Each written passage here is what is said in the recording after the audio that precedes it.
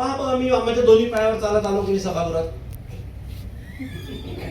दोन्ही पायाने चालत आले, त्याच्यात काय सगळे चालत नाही. 1 वर्ष व्हायचा मुलगा चालत नाही, तो असा असा रांगतो, मग हळूच तो टेबलाला उभा धरून हात धरून उभा राहतो, आणि मग उभा राहिला की आई कौतुकाने का बघा तो उभा झाला, तो उभा राहिला.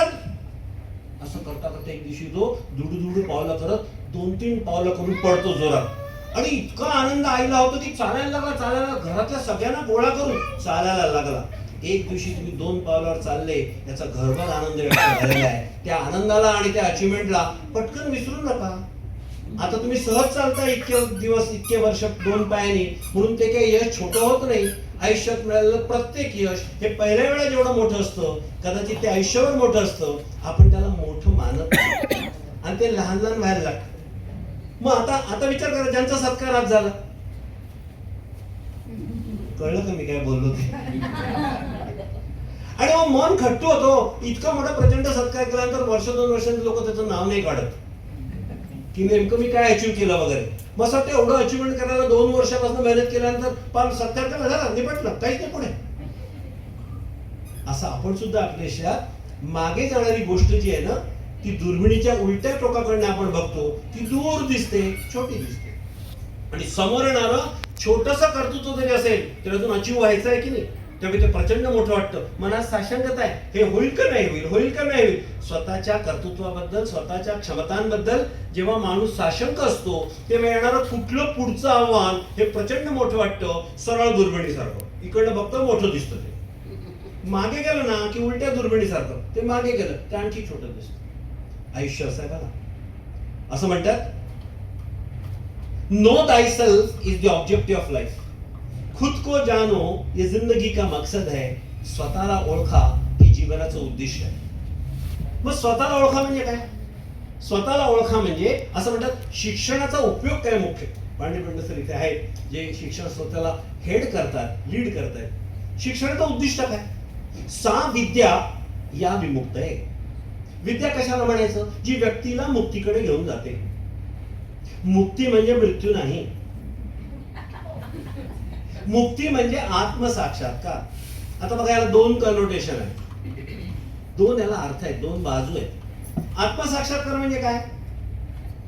एक आपण बघू की आध्यात्मिक जीवनातला आत्मसाक्षात्कार, आणि दुसरा बघू व्यावहारिक जीवनातला आत्मसाक्षात्कार. पण विद्या आत्मसाक्षात्कार करवते हे खरं. आपण बघू, आपल्याला काय शिकायचं नाहीये किंवा सध्या आपण काय आउट ऑफ सिलेबस ठेवलं तरी हरकत नाहीये जगाची, तो आत्मसाक्षात्कार बघू. आणि जग ज्याच्याकडे बघताय तो आत्मसाक्षात्कार बघू. आणि बघा आपलं काय त्यातनं काही वेगळा उलगडा होतो काय. आता बघा, दिस इज माय पेन. याच्यात काय नवल आहे? नवल काही नवल तर पुढे मी सांगणार आहे, त्यात नवल येत जाणार आहे. दिस इज माय पेन, हा माझा पेन आहे. I am owner of a pen. I am not pen. Proposal बघा कसं आहे, पट्ट्यानं एकदम लॉजिकली पट्ट्यानं. This is my pen, I am owner of a pen, I am not pen. This is my scooter, I am owner of a scooter, I am not scooter, which is as obvious as that. This is my car, I am a owner of a car, I am not car. This is my house, I am a owner of a house, I am not house. This is my body, I am a owner of a body, I am not body. If I am not body, who am I? मी जर शरीर नाही तर मी कोण आहे, याचा शोध घेणं म्हणजे आध्यात्मिक आत्मसाक्षात्कार.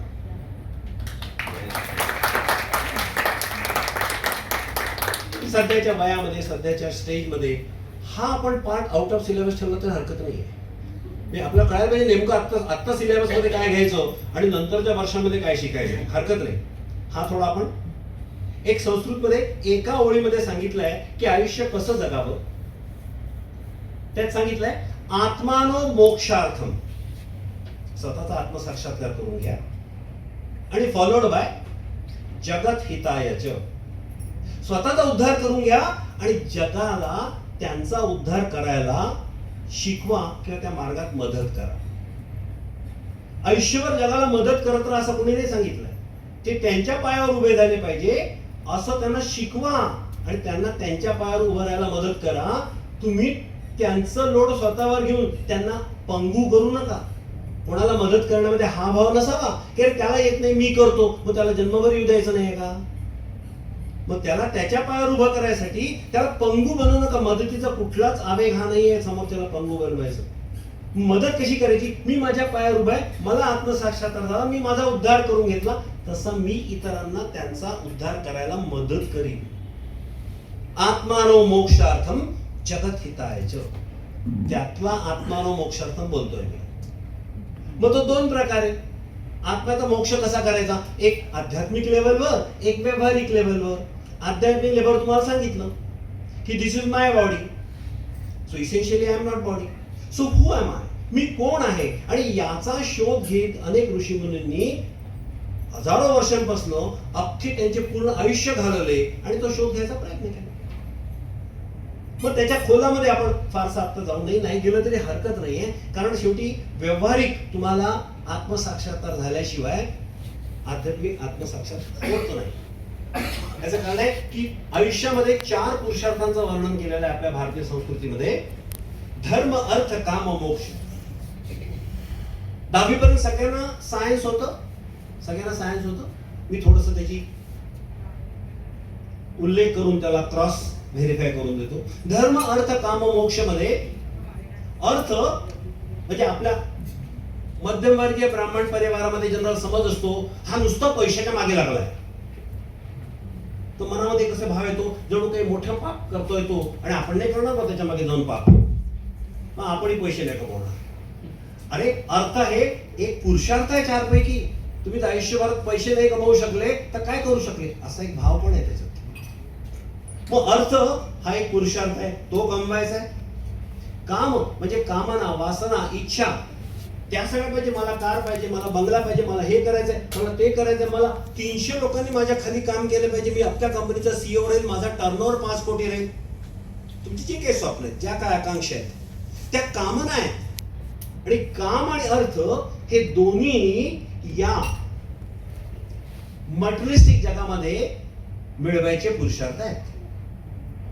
या जगामध्ये मिळवायचे पुरुषार्थ आहेत, ते आपल्याला अचीव्ह करायचेच आहेत, त्यात यश प्राप्त करायचंच आहे. बरेच अनेक संत असतात, फकीर असतात, काय मिळवलं आयुष्यामध्ये? काहीच नाही मिळालं, त्याच्याकडे काहीच नाहीये. इतर लोकांना प्रेरणा मिळत नाही.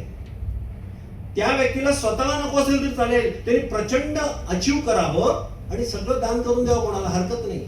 मिळवून दान करणं हे वेगळं, मी तुम्हाला सांगेन उदाहरण, त्याचा अर्थ काय असतो. पण न मिळवता मग बाकीच्या लोकांच्या मनात साशंकता येते, या व्यक्तीच्या जीवनात त्यांनी काहीच अचीव्ह नाही केलाय, काहीच नाही मिळवलं त्यांनी, मग इतरांना प्रेरणा मिळत नाही आणि तुम्ही चेष्टेचा भाग बनता. ज्या व्यक्तीला आध्यात्मिक यश प्राप्त करणं शक्य आहे, आत्मसाक्षात्कार शक्य आहे, त्याला व्यावहारिक आत्मसाक्षात्कार तर सहज शक्य आहे. पण सामान्य लोक तुम्ही आम्ही ते मानत नाही ना. मग ते मानायसाठी त्याला कुठेतरी चमत्कार दाखवावा लागतो जो व्यावहारिक पाहिजे. मला देवाचं दर्शन झालं, तुम्ही म्हणाल कसं, मी नाही सांगू शकत तुम्हाला, तर त्याच्यात कोणी विश्वास नाही ठेवत. चमत्कार हा व्यावहारिकच लागतो. मग आता याच्यामध्ये असा विचार केला आपण की व्यावहारिक तुम्हाला आत्मसाक्षात्कार करायचा म्हणजे काय करायचंय?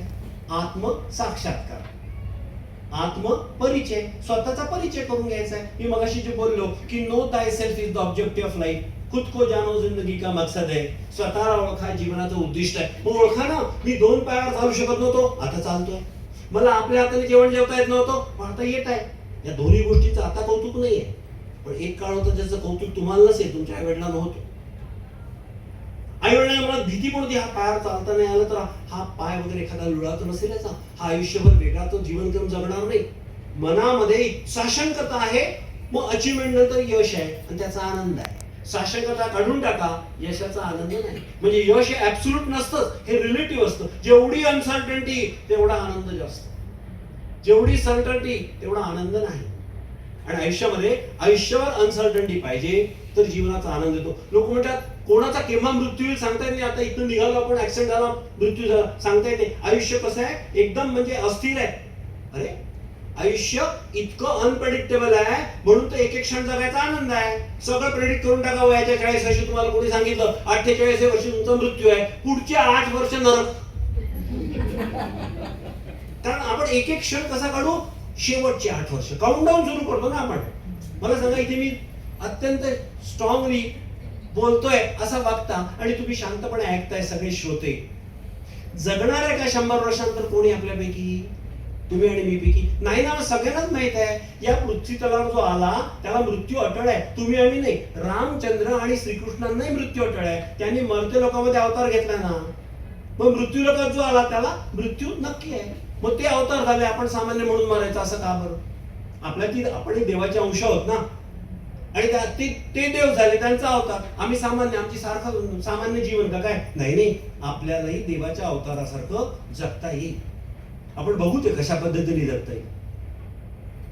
मग मला सांगा, रामाने असं काही कार्य केलं जन्मापासून बरेच आपल्याला तेवढा स्लॉट आहे जन्मापासून बरेच की त्यांच्या मृत्यूनंतर 5-5 हजार वर्षानंतर लोक त्यांची आठवण करतात त्यांनी जन्मापासून मृत्यूपर्यंत केलेल्या कर्माची. मग आपल्या मृत्यूनंतर लोक आपल्याला कसं आपली आठवण करतील असा विचार केला ना, तर आपण आत्ताच्या जगण्याला वेगळा अर्थ देऊ शकतो. नाहीतर काय, आपण आपल्या तात्कालिक सुखामध्ये खूप आनंद मानतो आणि नंतर आपली ओळख काय राहील आपल्या मृत्यूनंतर याचा कधी विचारच करत नाही. आणि त्यामुळे आपल्या हातनं भरीव काम काही होत नाही. आपल्या हातनं आपल्या सुखापुरतं मार्जिनल काम होतं. कसं होतं आयुष्य? अत्यंत आनंद. समाजावर 1 रुपया भार नव्हता याचा.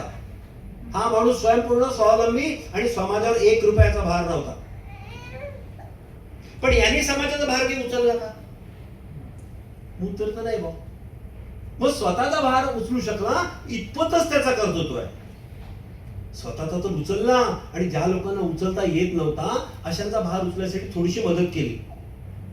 हे इति कर्तव्य आयुष्याला वेगळं वळण देऊन जातं, एक वेगळ्या दिशेला घेऊन जातं. मग आता तुम्हाला एक एक गोष्ट लक्षात आली. तुम्हाला आपल्या हाताने जेवता आलं, आपल्या पायाने चालता आलं.